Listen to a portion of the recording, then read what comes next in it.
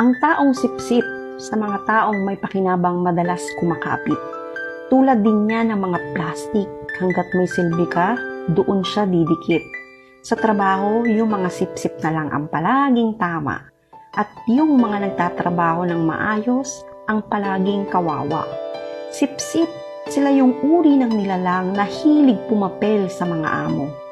Piling nagmamagaling pero isip talangka naman. Dahil takot yan masapawan at maitsapwera sa sarili niyang multo. Sila yung mga taong ayaw kang maging masaya, kaya sinisiraan ka sa iba. At tipong gagawin ng lahat, mauna lang silang umangat. Kaya lagi mong tatandaan na huwag kang manira ng iba para lang umangat ka. Dahil kahit ano pang pagpapabango ang gawin mo sa sarili mo, sisingaw at sisingaw pa rin ang basurang ugali mo.